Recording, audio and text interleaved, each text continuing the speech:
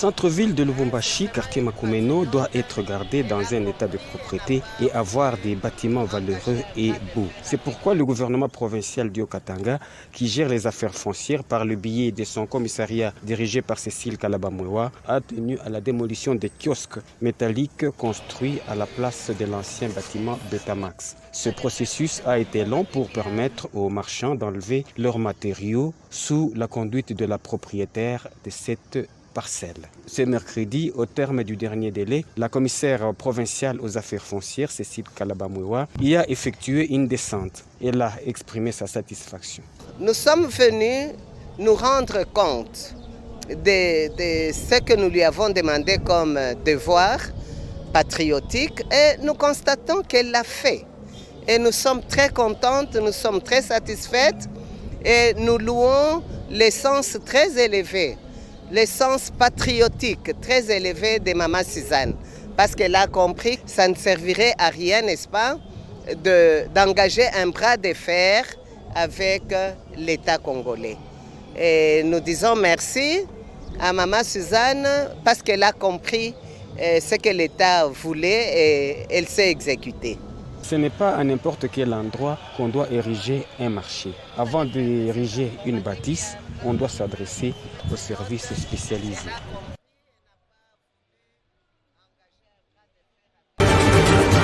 Le cri de détresse lancé par M. Antoine Djamba sur l'expropriation d'une partie de sa parcelle dans la commune de Katouba sur l'avenue Tanganyika a été entendu par le gouverneur de province Jacques Kabula-Katoué qui a dépêché la commissaire provinciale aux affaires foncières Cécile Kalabamwewa en vue de tirer au clair cette situation.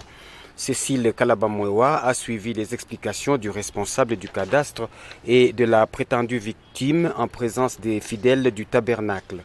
La commissaire provinciale aux affaires foncières a visité la parcelle dite spoliée avant d'inviter la victime, M. Antoine Djamba, et le pasteur de l'église tabernacle à son bureau le mercredi. Comme vous le constatez, il y a un conflit parcellaire entre l'église El Shaddai et M. Antoine Djamba. M.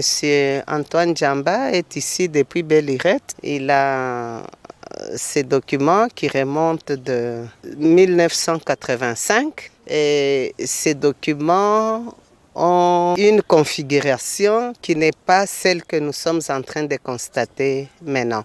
Sur son document, il y a une autre superficie et la réalité aussi, elle est tout autre. Alors demain, nous allons revenir pour reconstituer les limites. Nous les avons invités à notre cabinet et lui et les pasteurs, les responsables de l'église El Shaddai, qui va venir aussi avec ces documents, nous allons les confronter. Et celui qui a raison, on va, n'est-ce pas, lui donner raison en lui remettant ce que l'un ou l'autre aurait pris. 1 mètre, 2 mètres, 10 mètres, etc. Notons qu'une équipe d'experts descendra sur les lieux ce mardi avec des documents du cadastre pour établir les limites. Jacques Kabula-Katoué et Sekota Paulo ont abordé plusieurs sujets en rapport avec la sécurité des personnes et de leurs biens, le développement des deux pays et sur les échanges commerciaux, en particulier entre la Zambie et le Haut-Katanga. Les deux personnalités ont réaffirmé leurs engagements à protéger les populations de deux pays respectifs de part et d'autre des frontières. À cette occasion, l'autorité provinciale a présenté un premier lot de 5 pick-up neuves acquises par le gouvernement haut-katangais pour assurer la sécurité des camionneurs de la SADC tel qu'il exige les accords signés par les deux parties sur l'axe Kasumbalesa-Lubumbashi-Likasi. Une œuvre du gouvernement Kabula saluée par l'ambassadeur zambien qui voit en Jacques Kabula-Katoué une personne de parole. C'est walking the talk. Ça, vraiment, vous avez travaillé au lieu de parler seulement. Et vous avez rassuré que la relation que nous avions récemment sur les véhicules de patrouille et maintenant c'est une assurance parce que je peux voir les véhicules et ça c'est un travail qui mérite des félicitations. D'ores et déjà, la sécurisation des camionneurs de la SADC est effective sur l'axe Kasumbalesa-Lubumbashi-Likasi et pour preuve, l'un des malfrats a été maîtrisé par les services de sécurité commis à cette fin. En dépit des multiples explications du ministre provincial de l'Intérieur démontrant noir sur blanc les faux documents en sa possession, M. Mayunda Katonto Kamilano Timothée, accompagné de son avocat, continue à soutenir malgré tout qu'il est le vrai chef Inakiluba.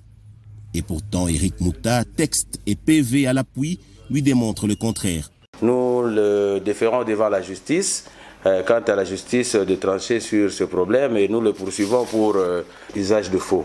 Donc voilà, c'est M. Katontoka. Et nous mettons en garde tous ces hors-la-loi, tous ces récidivistes, tous ceux-là qui veulent créer du désordre dans le secteur coutumier. Nous disons bien, ils vont subir la rigueur de la loi. Nous devons maintenant assainir le secteur coutumier. Un contrôle sévère va s'en suivre. Constatant la mauvaise foi et l'entêtement de ses interlocuteurs, le ministre provincial de l'Intérieur n'avait d'autre choix que de les déférer devant les cours et tribunaux pour qu'ils répondent de leurs actes. Notez qu'en plus des faux arrêtés à sa disposition, M. Mayunda Katontoka Timothée avait même déjà lancé des invitations pour son investiture à l'insu de la division provinciale des affaires coutumières et du ministère provincial de l'Intérieur, censé régler ces types d'affaires. Bien avant, le ministre provincial de l'Intérieur, Eric Mouta, présentait à la presse une centaine de cartons contenant des liqueurs prohibées à forte dose d'alcool, camouflés dans un minibus NOAA et interceptés par les services de sécurité. Il suivra la procédure habituelle avant leur incinération. À quelques mètres de là, un jeune homme habillé en tenue militaire plus une arme en plastique attachée à sa ceinture. Il passait pour un officier de l'armée, usant de son grade de faux major à son profit. Les services de sécurité ont su mettre la main sur lui. Où et comment il est entré en possession de cette tenue militaire presque taillée sur mesure. Une enquête est ouverte pour faire la lumière sur cette affaire. Cet atelier, présidé par la commissaire provinciale à l'emploi, travail et prévention sociale Angélique Kyungumwamba, en présence de l'administrateur du territoire de Kasenga et de plusieurs autorités locales, a porté sur la sécurité sociale et le code du travail. Il s'agit pour le gouvernement Kabula de sensibiliser le monde du travail au Katangais sur ces deux notions essentielles. Différents formateurs se sont succédés devant l'assistance avant un test d'évaluation suivi de la remise des brevets aux apprenants. La commissaire provinciale en charge de l'emploi, travail et prévention sociale, Angélique Kyungumwamba, a donné à l'issue de cet atelier le sens de cette initiative. C'est sur recommandation de son Excellence, Monsieur le gouverneur de province, qui se bat pour mettre l'homme en avant-plan. Telle est la philosophie du chef de l'État. C'était très important parce que nous avons remarqué qu'il y avait beaucoup de problèmes dans le monde du travail. C'était tout à fait important que les employeurs puissent savoir quelles sont ces obligations vis-à-vis des employés. Vice-versa, les employés aussi doivent connaître ces obligations. C'était vraiment important et tout ça pour maintenir la paix sociale dans la province du Haut-Katanga. Les participants à leur tour se sont dissatisfaits de cette formation. Nous remercions vraiment le gouvernement provincial par rapport à cette initiative de sensibilisation qui vient de se passer pour la première fois dans le territoire de Kasenga. On n'a jamais eu cette occasion. En tout cas, nous sommes très contents. Il s'est de signaler que cette série de formations va se poursuivre dans d'autres territoires du Haut-Katanga. Avant de quitter Kasenga, Angélique Kyungumwamba a effectué une visite dans quelques maisons commerciales de la place. Sensibiliser les employeurs et employés de Puerto sur la sécurité au travail, la sécurité sociale et le respect du code du travail, tel est le leitmotiv de cet atelier de formation organisé par le gouvernement Kabula par les truchements du commissariat provincial au travail. La commissaire provinciale de tutelle Angélique Kyungumwamba est revenue sur l'importance de cette session voulue par le gouverneur Jacques Kabula Katoué, conformément à la vision du chef de l'État, Félix-Antoine Tshisekedi Tshilombo. Nous sommes vraiment ravis parce qu'ils ont appris quelque chose qui va devoir leur aider dans leur travail. Nous disons merci à son Excellence, Monsieur le Gouverneur, qui s'est bat bec et ongle pour matérialiser en province la vision du chef de l'État, celle d'instaurer un état de droit dans le monde du travail. De nombreux orateurs ont défilé devant l'assistance pour développer différents sujets. Les séminaristes ont obtenu à l'issue de cette session de formation des brevets après un test d'évaluation. Nous disons merci à Madame Son Excellence pour cette initiative combien louable. Et ça nous a permis de comprendre certaines choses par rapport au droit du travail et sécurité sociale. ça a été une meilleure façon de nous rappeler à des fois ce que nous faisons ou ce qu'on avait déjà oublié. Avant de quitter le territoire de Pweto, Angélique Ngomamba a effectué une visite dans quelques entreprises de la place, notamment à la CNSS.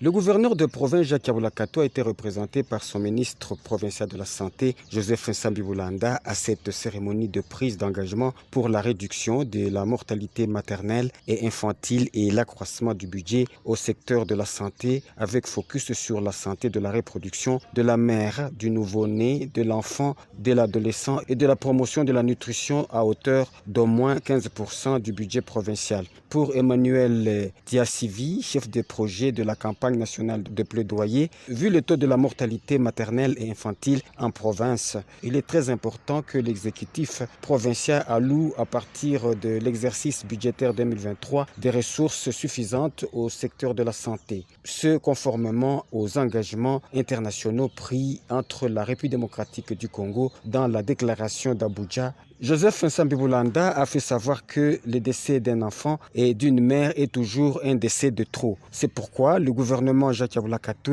ne ménage aucun effort pour rencontrer l'esprit et la lettre de la Constitution et des engagements pris au niveau continental.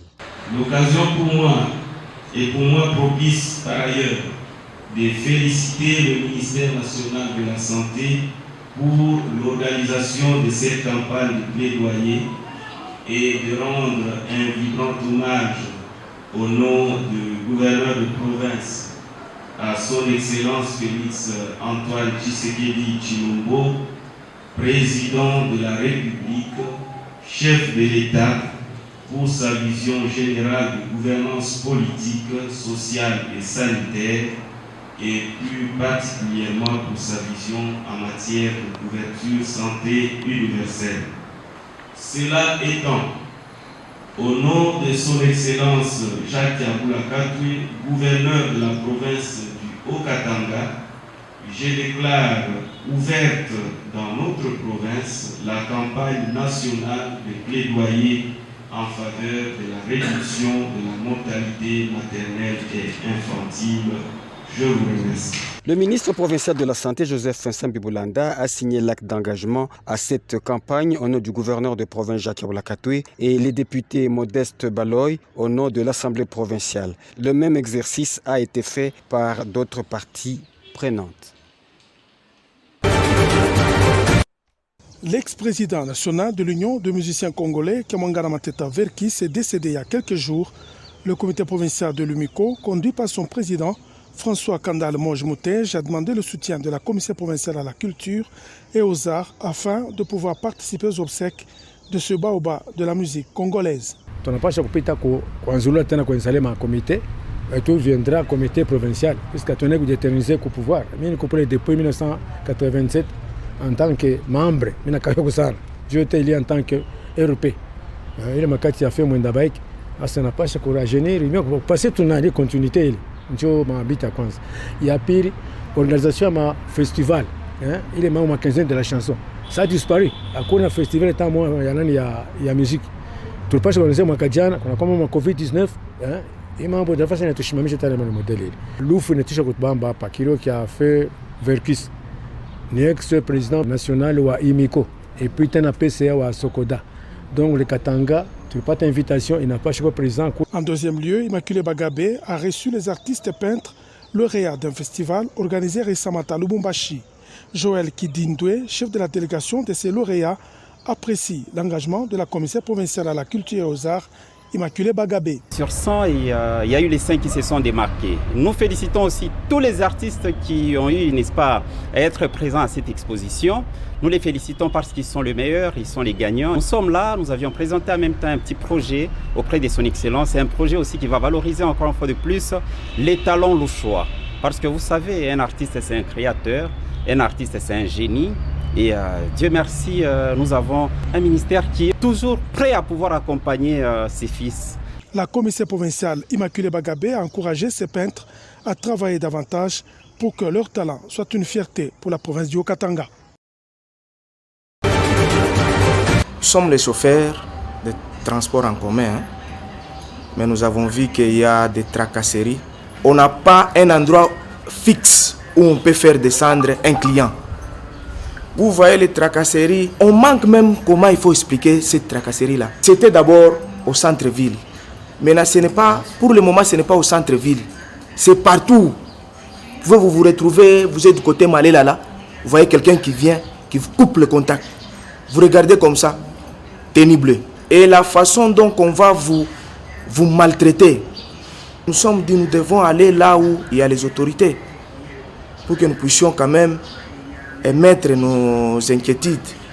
C'est pourquoi nous sommes venus aujourd'hui voir notre papa qui est le ministre des Transports. Oui, il nous a dit qu'il va voir comment il faut appeler tous les services, les services concernés.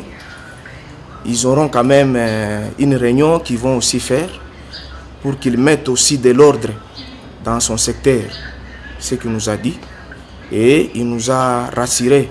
Et nous sommes sûrs, parce que nous voyons que sur lui, il y a la volonté que les choses aillent de l'avant. Il nous a rassurés. Et nous attendons seulement une solution à la mise. Grâce à la vigilance des services de sécurité, ce jeune homme de nationalité zambienne a été arrêté en train de brutaliser un chauffeur tanzanien au niveau du village Bungu Bungu sur la route Likasi. Le camion-citerne convoité a été récupéré par les services de sécurité et sera restitué au propriétaire. Venu en solidarité dénoncer cet acte de vandalisme, un groupe de chauffeurs tanzaniens en a profité pour s'exprimer. Cet acte a été commis en RDC par un sujet zambien de connivence avec un Congolais. Nous accusions tout le temps des Congolais comme étant responsables de tels actes, mais maintenant on se rend compte que ce n'est pas toujours le cas. Il y a aussi le cas de ces Zambiens qui nous allongent la liste de ceux qui nous dérangent régulièrement dans l'exercice de notre travail au quotidien. Quant au chauffeur tanzanien victime interné au centre médical Mzee Laurent Désiré Kabila, il essaye de relater les faits malgré les fortes douleurs occasionnées par les coups reçus par ce jeune Zambien. Ils ont conduit un moment les camions-citernes et soudain, il s'est arrêté. Ils se sont consultés pour résoudre le problème et m'ont demandé de trouver une solution à la panne. Sinon, ils finiraient avec moi. Ils me tueraient. Puis après un moment, ils ont remarqué que les villageois commençaient à s'amasser autour et même la police est arrivée. Ils ont alors décidé de prendre la fuite.